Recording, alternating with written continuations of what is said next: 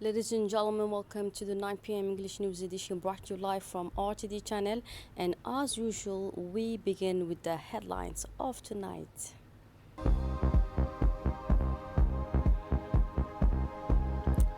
Inauguration of the second station in Duda and launch of the second phase of the Parade project.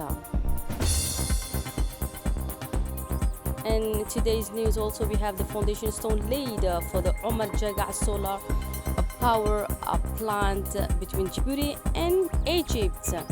And on the international scene, 8 deaths and more than 100 injured in Israel after massive Iranian strikes on Tel Aviv and Haifa. Those were the top stories, and welcome back in our newsroom. The Republic of Djibouti working closely with the European Union and the French Development Agency has officially started the second phase of the Parade project to improve and expand sewer networks in Djibouti city. This phase involves the rehabilitation and construction of approximately 20 kilometers of sewerage networks across 5 priority neighborhoods in the capital Djibouti. These neighborhoods, which have long faced challenges due to inadequate infrastructure, will undergo a significant change.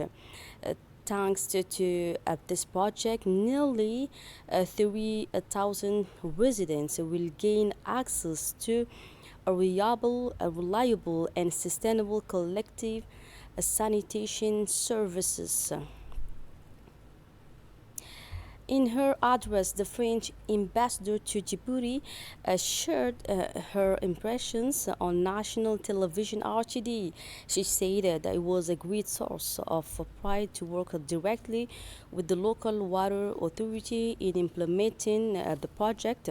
She noted that while many international projects are often announced, in this case, they were witnessing real improvement in people's daily lives. She did not fail to point out that these improvements were happening in the most densely populated neighborhoods. For her part, the European Union Ambassador Denisa Lunet did not fail to express her unhappiness at seeing the project's positive impacts.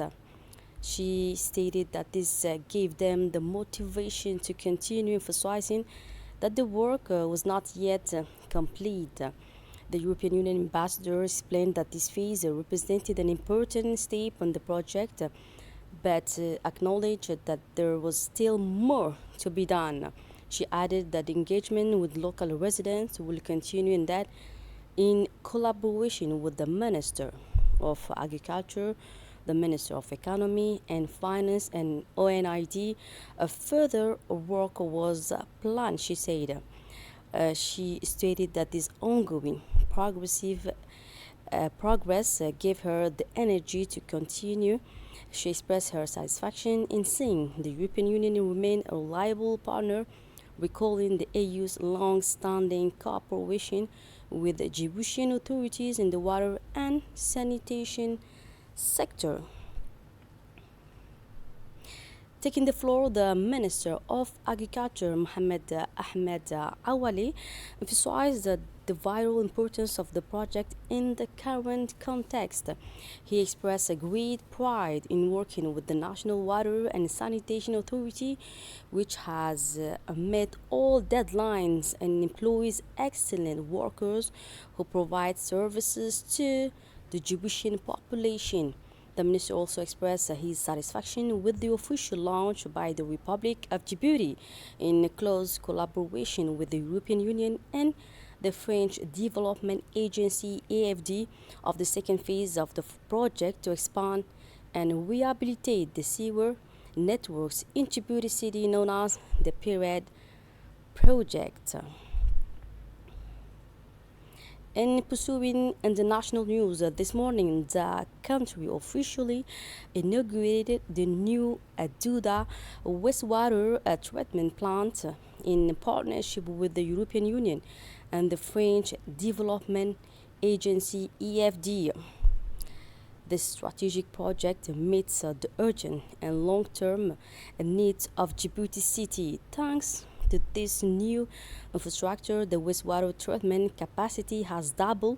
The project represents a technical advancement and a significant lever to improve a citizens' living conditions, enhance their access to essential services, and promote a healthy and sustainable environment. It plays a crucial role in reducing pollution and preventing waterborne disease in Djibouti. Additionally, it supports the country's goals for sustainable urban development and climate resilience. The event brought together several prominent figures, including the Minister of Agriculture, who is responsible for the project, and the Minister of Finance, representing the Republic of Djibouti in this tripartite partnership. Delegations from the French Development Agency and the European Union were also present, demonstrating their ongoing commitment to the country. The inauguration was held under the high patronage of the Minister of Justice and acting Prime Minister Ali Hassan Bahdoun, highlighting the great importance that the highest authorities of the country attach to the success of major projects like this one. The Minister of Housing, Amina Abdiyadan, emphasized that the inauguration of the Duda wastewater treatment plant marks a crucial step in the shared ambition to build a healthier, more resilient, and more equitable city. She did not fail to state that this project doubled Djibouti's wastewater treatment capacity, thereby improving the daily lives of thousands of Djiboutian citizens. She emphasized that this achievement carried out in partnership with the European Union and the French Development Agency embodied the government's commitment to investing in sustainable infrastructure that meets urgent needs while preparing for the future. Minister Amina Abdiadan concluded by affirming that this one not only was not only a technical advancement but also a strong commitment to public health, environmental justice, and sustainable urban development.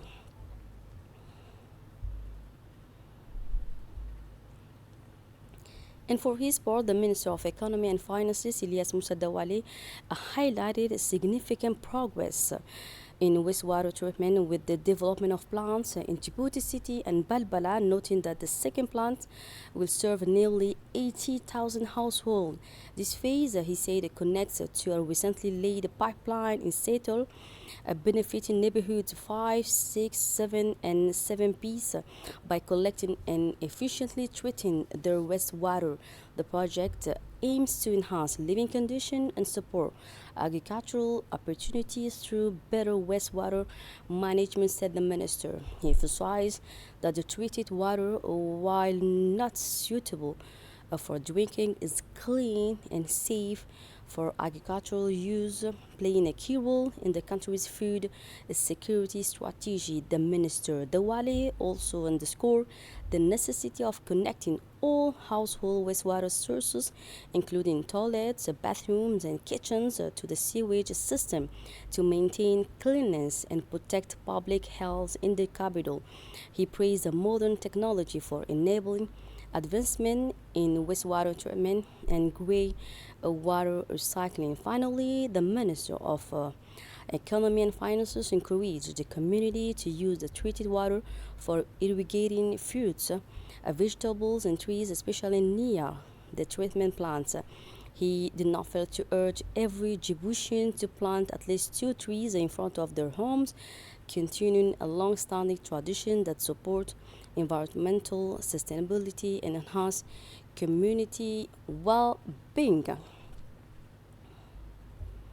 And the Minister of Justice and acting Prime Minister Ali Hassan Bahdoun expressed in turn hope that the newly implemented water treatment project will bring practical benefits to the local population.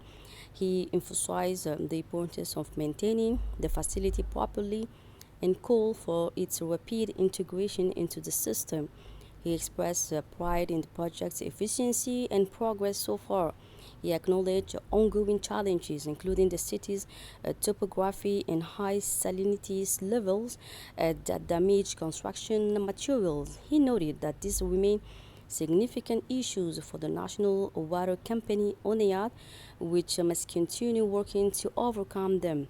Despite Djibouti's low rainfall, he remained confident that the project will help address this long term concern. Turning to social behavior, the acting prime minister urged citizens to show greater civic awareness, warning that public indifference to street littering could worsen environmental problems. He finally called on the police to intensify their efforts, encouraging stronger cooperation between law enforcement and the community to support and protect public well-being. And under the high patronage of the Minister of Energy in charge of natural resources, Yunis Ali Gidi, the ground breaking ceremony for the solar power plant took place today in the Omar Jaga area of the Arta region with a large crew in attendance. The event was attended by several prominent figures, including Hassan Dabili Ahmed, prefect of Arta region, Almi Abu Jude, president of Arta Regional Council, Mohammed Isa, deputy secretary of the Ministry of Renewable Energy of the Arab Republic of Egypt, and Mona Adan, a consul of the Embassy of Djibouti in Egypt. A large number of local residents also participated in the occasion, welcoming the ministerial delegation with traditional folk performances. The project is part of a bilateral cooperation between the Ministry of Energy and Natural Resources in Djibouti and the Ministry of Electricity and Renewable Energy in Egypt. The implementation of the project was entrusted to the Arab Organization for Industrialization. Authorities emphasize that the solar power plants represents a strategic leap to meet the electricity needs for rural areas as part of a comprehensive national plan aiming to promote sustainable development and reduce reliance on fossil energy sources. In her speech for the occasion, the representative of the Arab Organization for Industrialization, the executive body of the project, stressed that this project is the result of strong ties between Djibouti and the Arab industrial institutions.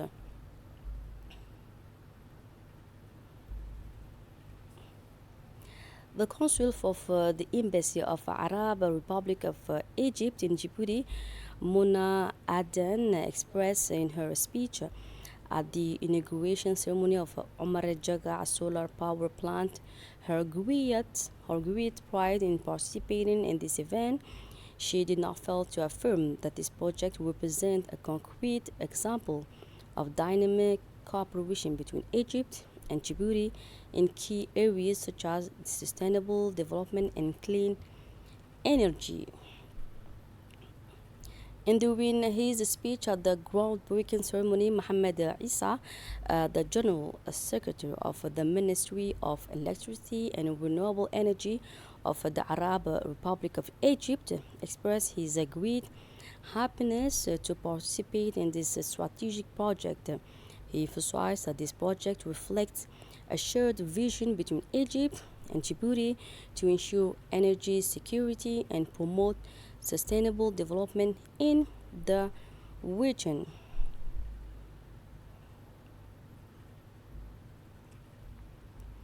We now follow the remarks of the Minister of Energy in charge of Natural Resources, Yunis Ali. In his speech at the ceremony, the Minister of Energy and Natural Resources, Yunis Ali Gidi, emphasized that the project represents a qualitative leap in Djibouti's transition to sustainable energy, noting that it falls within the national plan aimed at enhancing energy security and expanding electrical infrastructure in the interior regions. Umarjaga Solar Power Plant project represents not only an investment in infrastructure but also an investment in the future, said the minister. This project is part of a comprehensive vision implemented by the government under the leadership of the President of the Republic, His Excellency Ismail Margili, to enhance energy independence and provide energy at affordable prices for all citizens. And still with the national news, the government secretariat held a training course on project preparation and presentation methodology at the People's Palace. The course lasted 8 days and focused on ways and means to prepare and present a project effectively. The closing ceremony was chaired by the Secretary General of the government, Al-Ms. Mohammed Abdullah. The conclusion of the training courses was also attended by the Director General of the National Agency for State Information Systems, Mustafa Mohammed Ismail. The training brought together officials from various government departments, including the Ministry of Budget, the Audit Office, the National Agency for Persons with Disabilities, the General State Inspectorate, and others. Participants received certificates of completion for their superiors.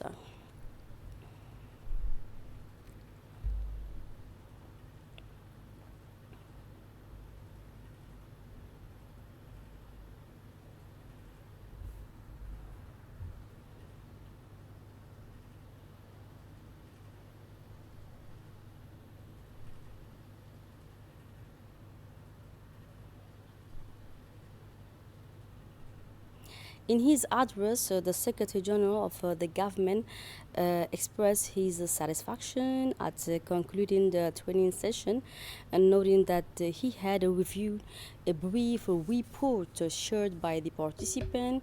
He hoped the training had been highly beneficial, emphasizing that the skills gained will prepare them to effectively face future challenges. He highlighted that the training covered important topics such as public procurement management, team operations, and digital monitoring and security systems. The skills are vital for improving their performance in their respective office and enhancing the overall public administration. He stressed that the training was a valuable opportunity to acquire practical knowledge that will support their administrative duties. Looking ahead, the Secretary General of the government underscored the importance of adopting a clear approach and vision to tackle many challenges ahead. He encouraged them to apply a systematic method to problem solving, identifying, defining, and addressing issues, and emphasized the crucial role of collaboration in achieving success. Another news now, the National Center for Educational Training organized a major panel discussion on the topic artificial intelligence in the service of education and learning. The event was held under the high patronage of the Ministry of the National Education and Vocational Training in partnership with the International Organization of Francophonie. The session brought together national and international experts, including Ghiniya Toufa, director of the Krifa Center in Djibouti, Mohamed Abdou, the center's inspector general, Rauda Mahmoud Isa, general director of Kripen, as well as educational inspectors, advisors, and teachers as well. The meeting took place in the Educational Technology Hall via a video conference with the presence of the Center's Secretary General and representative from the International Organization of La Francophonie from around the world. The main objective was to assess how artificial intelligence can be effectively integrated into Djibouti's education systems to enhance teaching quality, encourage educational innovation, and facilitate access to learning resources. The discussion provided an opportunity to exchange experience and best practices. And still with the national news, the Youth Climate Forum held on June 12, 2025 at the Sheraton Hotel in Djibouti successfully concluded, highlighting a strong commitment to a sustainable future. The event brought together youth experts, policymakers, civil society, and international partners, emphasizing opportunities for environmental transformation in employment and innovation. A key outcome of the forum was the adoption of a joint youth declaration on climate jobs, focusing on equal access to green jobs, skills training, and support for green entrepreneurship. The chairperson emphasized this declaration represents a formal commitment to our country, our planet, and future generations. The forum stressed the importance of awareness campaigns, especially in rural areas. The chairperson called also for action.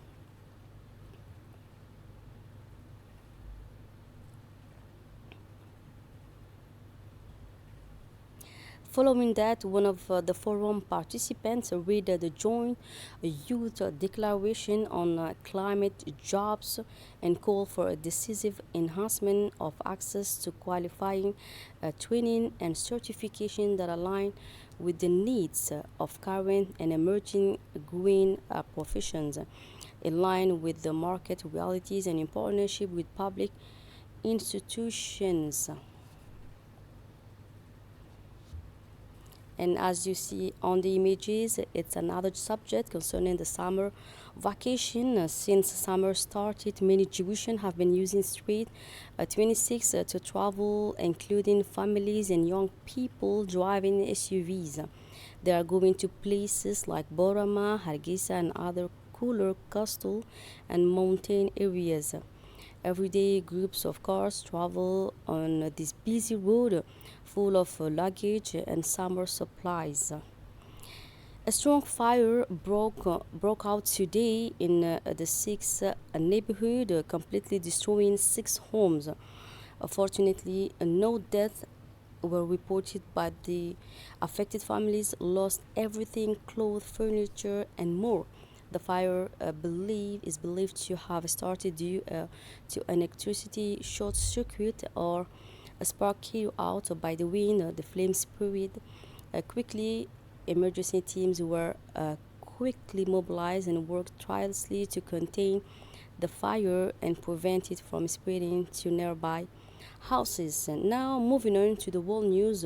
8 people died and more than 100 injured after Iran launched missiles and drones attacks on Tel Aviv, Haifa, and other parts of Israel. Gassira has more.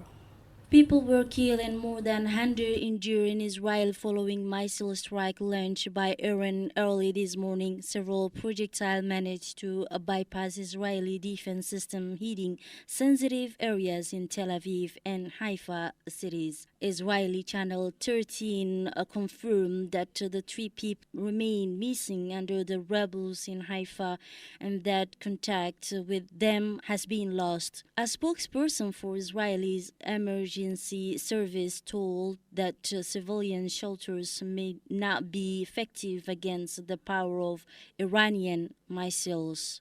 The Israeli military said that the attack extended from the southern part of the country. And at the World Ocean Conference, leaders promised to protect 30% of the ocean by 2030, but it is unclear if their plans will stop the harm caused by warming seas and climate change. Again with Gassera. World Ocean Conference conclude with the adoption of decisive measures to protect the marine environment. World leaders pledge to extend together a negotiation schedule for next month to establish a regulatory framework for deep sea mining. This mobilization comes as ocean temperatures are reaching record, threatening the cause of massive collapse of coral reef and exposing millions of people to the risk of climate displacement. Among the key commitments made is the goal of protecting 30% of the ocean by 2030. So that's it for tonight news. Thank you for being with us and have a good night.